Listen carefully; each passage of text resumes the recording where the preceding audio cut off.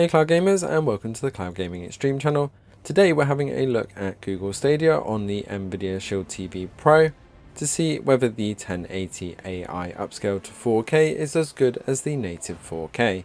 So can you tell out of these two images, despite the time of day weather difference, which one is the 1080 upscaled versus the native 4K? I know it's going to be quite hard to tell, especially if you're looking on a smaller device. But I think once you get used to the differences, you will see it a bit more clearly. The 1080 upscaled to 4K is actually the image on the left here, and the native 4K Stadia is on the right. This is running through the Stadia Android TV app that was released just yesterday. So we thought we'd see how good the AI upscaling is here for Google Stadia and see whether it's worth that £9 or $10 a month. As we go to the full 4K then, we do start to see some of those differences a bit more clearly now we're full screen. We can see it's a little bit smoother. We mostly see the smoothness in the movement. As we go over to the 1080 upscaled, we can see that there is a little bit of jaggedness on the filtering, but not as obvious on an actual TV. If you're looking on a monitor, you'll see that kind of filtering effect a little bit more clearly. But the biggest difference is the movement doesn't feel quite as smooth. And now we've got them back side by side, we can see that smoothness on the 4K is a little bit more prominent. But is it worth that £9 a month? Let us know in the comments below what you think. Now if you have a Shield TV Pro already, or you're looking to buy one, then there is obviously a lot more you can do on the Shield TV Pro, and with the upscaling working on GeForce Now as well, it is quite an advantage.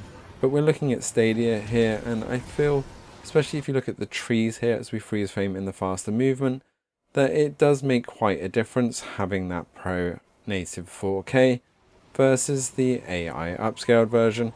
But I do feel that it's more of a matter of preference. I'm used to the full native 4K experience mostly, so I do tend to notice the difference when it's downscaled.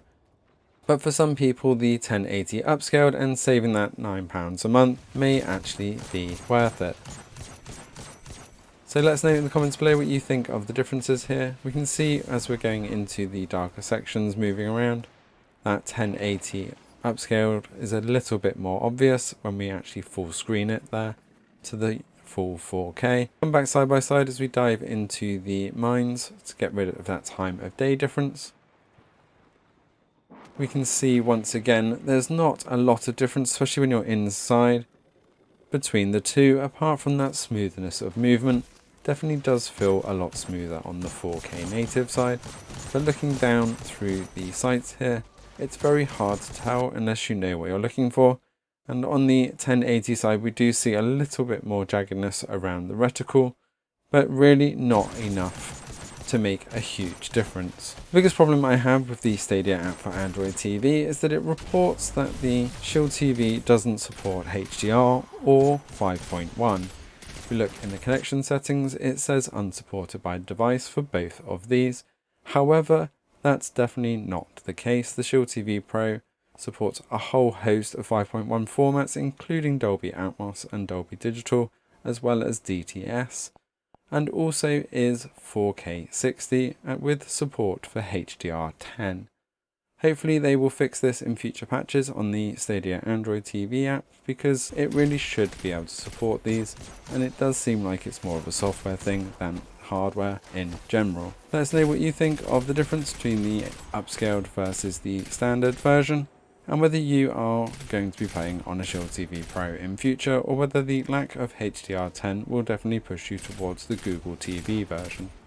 Thanks for watching. Don't forget to hit that subscribe button to stay up to date with all things cloud gaming, and we will see you next time.